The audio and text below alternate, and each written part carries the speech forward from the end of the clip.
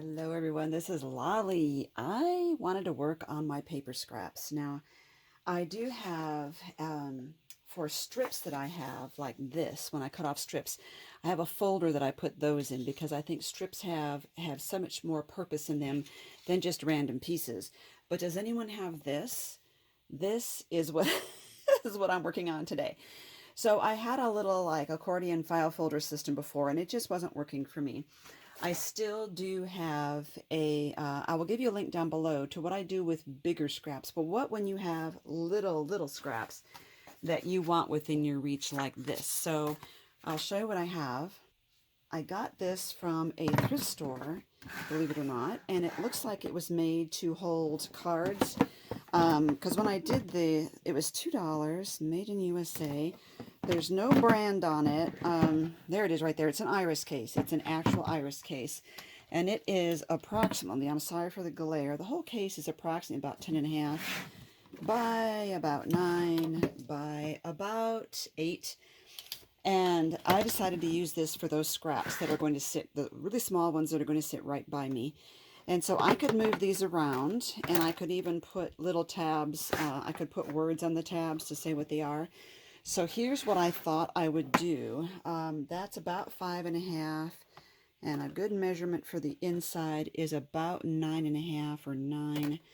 I'm just wondering if I were just to put scraps down in here, it'd be hard to get to them, especially in the narrow places. I could take this out and have more room, or I could put like little file folders in here that I could pull out. So I think if I use an 8.5 by 11 sheet of paper folded in half, it wouldn't be quite as wide as this, but it still might work out. So let me try and see what I think. So I'm going to take an 8.5 by 11 sheet of cardstock, and instead of folding it in 5.5, I think I'm going to go 5 3/4. And the reason is I want to have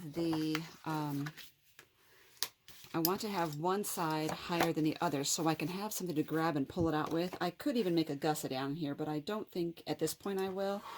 I can always go back and alter that. So let's make a few more. I'm counting 1, 2, 3, 4, 5, 6, 7, about 7 of these. So 5 3/4. Now, if you are not familiar with scoring, valleys become mountains. So see how I creased and it's dented down? That becomes the mountain now. So it's counterintuitive. You've stretched the fibers and now you fold it the other way. It would seem the other way around, that because it's dented down, you would fold it down, but it's actually the opposite. Valleys become mountains.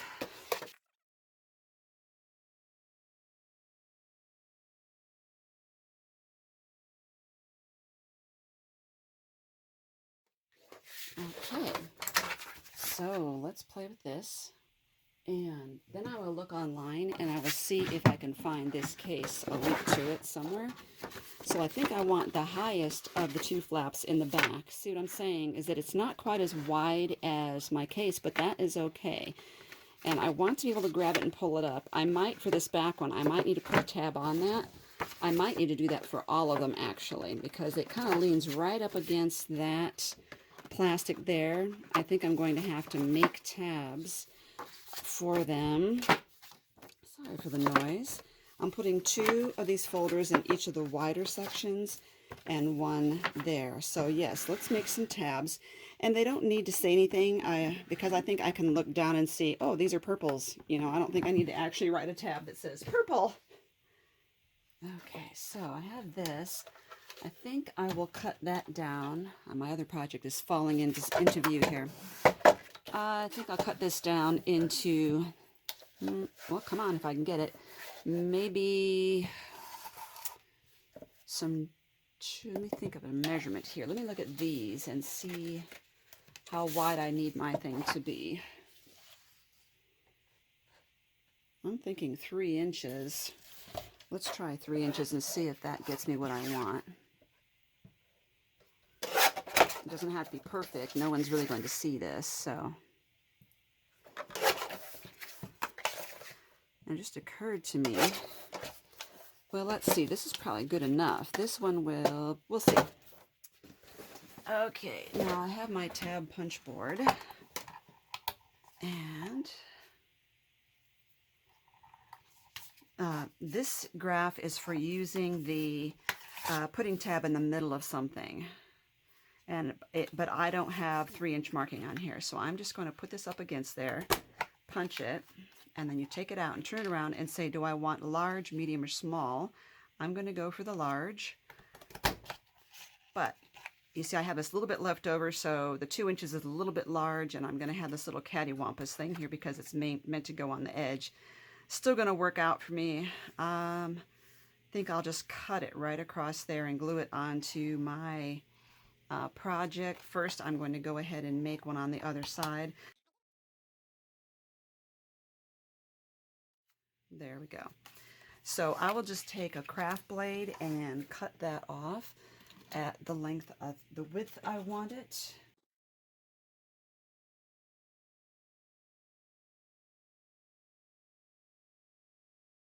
It should be, well, now that I'm looking at this, this is going to work. I'm going to turn it around and use this cutting edge here by putting the tab in there and cutting clear across.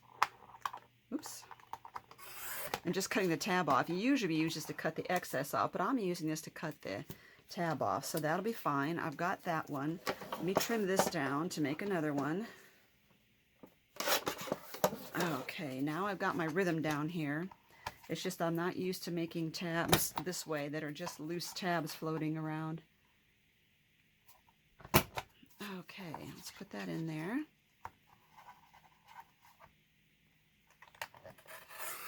There we go.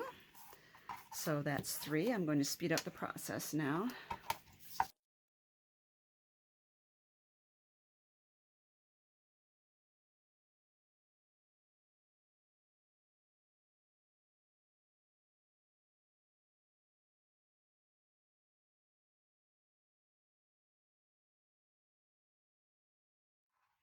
So there are 7 tabs. And I will give you a video link down below to the basic principles of how to use this tab punch board. Okay, so I've got all that cut up, and I need to get all those folders back out so I can glue those on. And again, I'm putting them in the back, and the reason I'm even doing this is just so that I can have something to grab. So I'm not aiming for perfection necessarily. This is just, after all, for my scraps.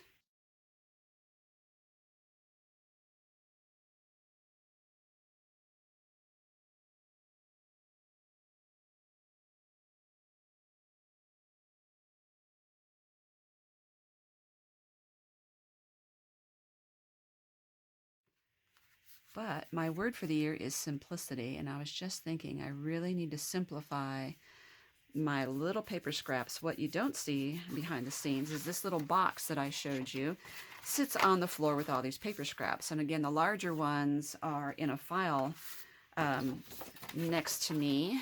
Those ones, I'll give you a video to how I did that one.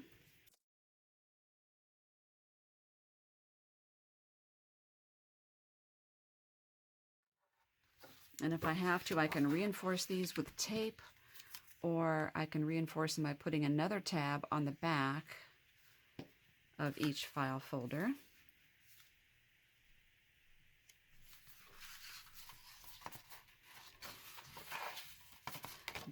So I could do it like this. I could take one and glue it right on the back, and that way I would have more reinforcement. But right now I don't think I'm going to need to.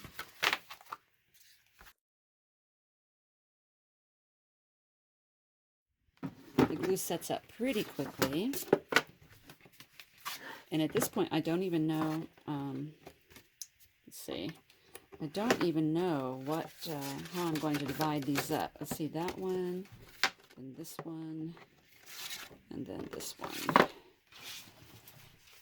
And then, let's say, that one, oops, this one. Oh, that does make them so much easier to get in and out. Although if I had thought about it, the ones that are right against this plastic, it would probably have been better to just use all tabs on the left and right. Like this one is so much easier to get out, but this one is up against this plastic tab, a little harder to reach. So let's get some paper out here, And I know it's just so hard to get rid of paper, and it shouldn't be. Usually what I tend to do is put all of the pattern pieces in together, no matter what the colors are. And then I could say I'm going to put all the greens in one, but then you have to deal with, well, what's turquoise? Is it a green or a blue? But I'll put the blues behind the greens, and that'll make it easier. There's a pattern. And sometimes I have a place for what I call specialty paper. Black might not fit here, but you see these are strips, and these are strips. Those are going to go in my strip file. Okay, pattern. I have, you know what I have a lot of is just white, but I did a recent project and I have so much of these squares and rectangles, I thought those might be handy. So blue, I will put the reds here. I think I'll put whites and cream colors pretty close together. Pattern, pattern. And as I go along and decide I'm not doing this right or I need to alter my plan, I'll just change what goes where. But I like to have similar colors, like, you know, that's kind of a red. This, see, I save things like this because I know I could punch holes in it, and I do punch hearts a lot, but it doesn't fit, so I'm just going to tear it in half. So these scraps are not usually big enough to do with anything else with, so I just thought this might be helpful to have them in here. Okay, and then I said the cream colors might have to go with the white, so we will see. Oop, that's actually a pattern. Have to turn that over and see what that is.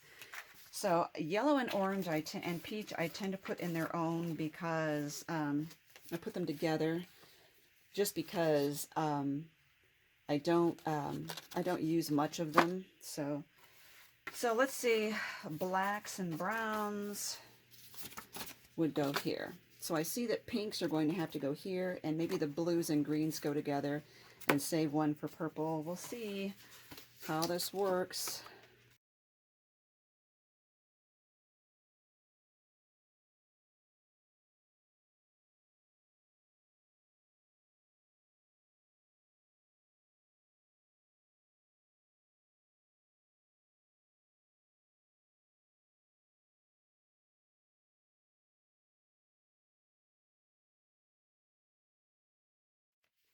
I can tell what I'm going to need to do is to get one separate file just for pattern paper, and that will free up one of these other files to be adding other items into it.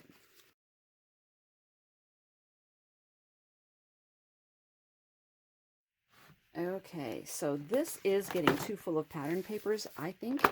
So what I'm going to do is to use this, as I stated, for... I'm going to move this over where it was. I'm going to use this something else for my pattern papers, and then I'm going to use this for specialty papers, and by that I mean like little pieces of book. This is actually pattern, but it's also very glossy, and this is, oh, vellum, not, yeah.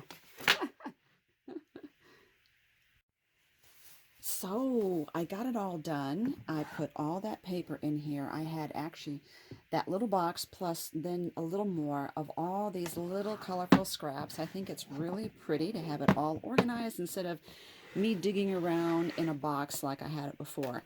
So, and now I could just grab the tab right here to pull out one of these. These want to pop out, I noticed. They don't really snap in, they're just kind of resting in there. If it really bothers me, I could glue them in place. So this is my browns, blacks, and grays. This is orange, yellow, peach colors, white, and kind of ivory and cream. This is pink, purple, and yeah, red. And then all my blues and kind of turquoises, and then my greens and the more greener turquoises, and my specialty papers right in here.